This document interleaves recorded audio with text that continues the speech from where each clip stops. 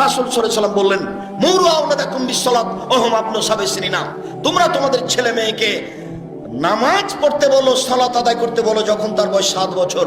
আব্বু 7 বছর হয়েছে, সালাত আদায় করো। আম্মু 8 বছর বয়স, সালাত আদায় করো। আম্মু 9 বছর বয়স, সালাত আদায় করো। 10, আহমদ সালাত আদায় করেছো? জি না। দাঁত ভেঙে দেবো একবারে, পিঠের চামড়া তুলে দেবো। 10 বছর বয়সের ছেলে নামাজ পড়ে না, বাপ বেঁচে আছে, কথা মিথ্যে। ও বাপ নয়। আমি আব্দুর রাজ্জাক সাহেব ওরকম কাপুরুষকে বাপ বলতে চাচ্ছি না।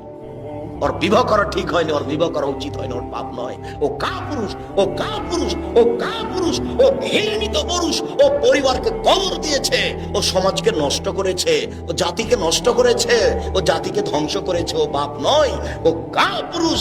10 বছর বয়সের পরে ছেলে মেয়ে নামাজ পড়লো না কেন? বাপ বেঁচে আছে। বাপ কাকে বলে? ছেলে মেয়েকে আল্লাহর ভয় দেখাতে হবে। আব্বু ছি ছি ছি ছি ছি ছি, মিথ্যা কথা কেন বললে আব্বু?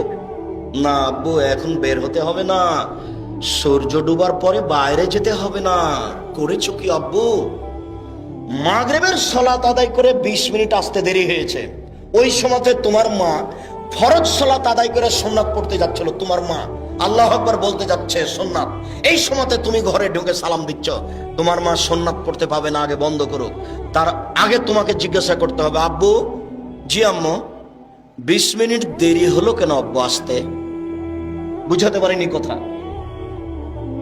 তোমার মা সুন্নাত পড়তে যাচ্ছিল, তখন তুমি ঘরে ঢুকেছো, সালাম ছাড়া ঘরে ঢোকা যাবে না।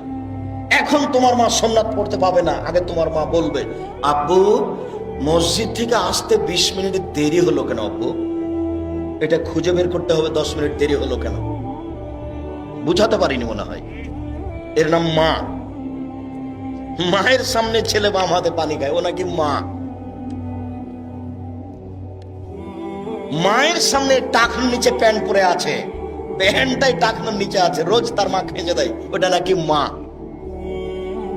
ও মা নয়। প্রসাব করাতে পারলে মা হওয়া যায় না, বাচ্চাকে দুধ খাওয়াতে পারলে মা হওয়া যায় না।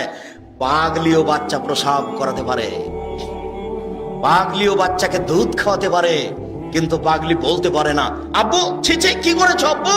প্যান্টটা দাও তো, প্যান্টটা দাও, খুলে দাও, খুলে দাও, কেটে দি আব্বু, কেটে দি। এটা পাগলি বলতে পারে না, কিন্তু আপনার স্ত্রী বলতে পারে। আপনার স্ত্রী যদি না বলে, ও পাগলির চেয়ে খারাপ, ওকে তালাক দিতে হবে। ওই বউ চলবে না, হলো হস্তিনী বউ।